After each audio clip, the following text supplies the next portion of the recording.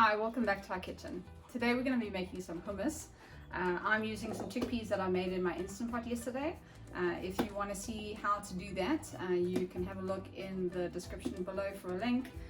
But today I'm going to start off with popping in what I've got here is about 2.5 cups of chickpeas, which I picked from dried.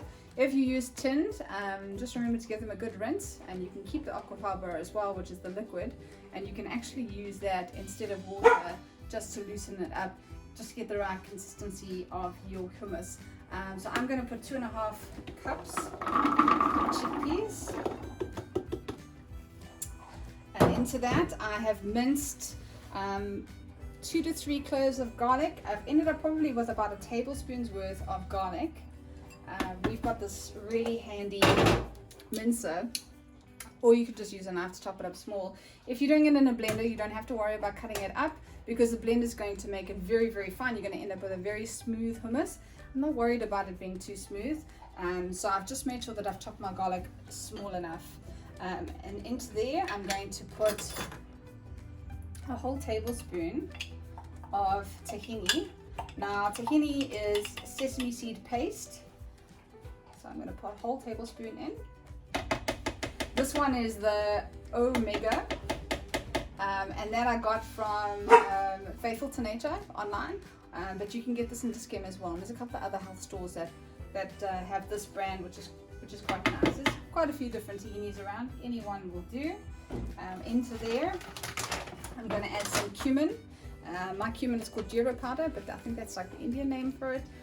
But some cumin. I'm going to put 2 teaspoons of cumin in.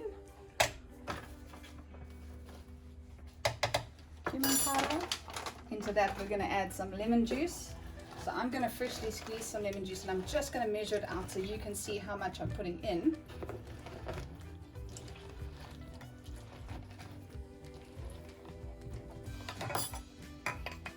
Hoping for a 1/4 cup.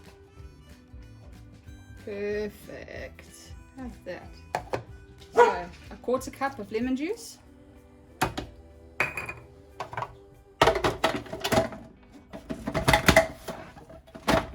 Let's see how that goes.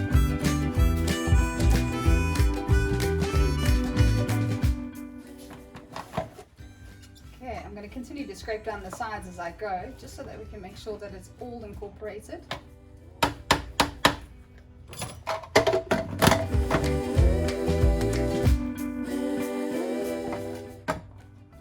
I can see that I'm going to need some more liquid in here, so I'm just going to use my 1/4 cup measure. See my lovely dishes. And as we go, I'm just going to add a little bit of water until I get the right consistency. I don't want to overdo it because I don't want a sauce. Here I really want sort of a pate, so that it's nice to spread on sandwiches or on crackers or in wraps.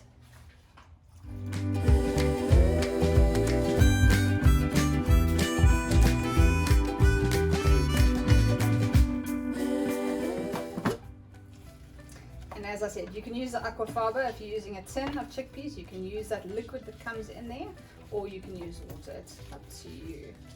I'm only going to put salt in at the end, and the salt is just a taste. Mine weren't cooked with salt. My chickpeas weren't cooked with salt, so that's not going to be salty. But just continue to add water until you get the right consistency.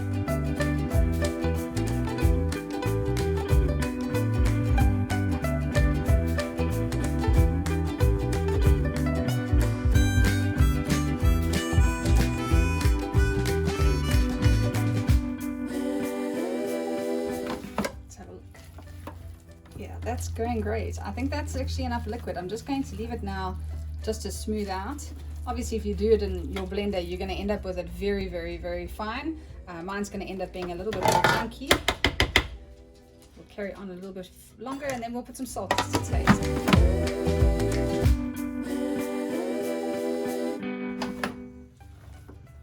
All right. Let's give that a taste.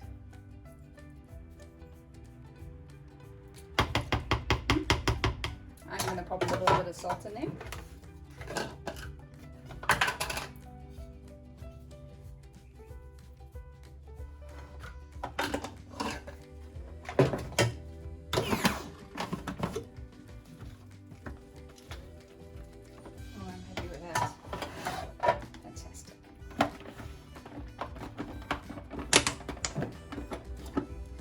great thing about hummus is that you can play around with the flavors, you can add things, add spices, you can take spices out. If there's anything that you don't like, you can mix and match. If you like more garlic, put more garlic. If you like more lemon, but really just play around with it. Hummus is so healthy, it's so good for you, especially if it's oil-free and dairy-free. So there you have it. I'm gonna put it into this bowl, and then I'm gonna top it with my all-time favorite topping for a hummus.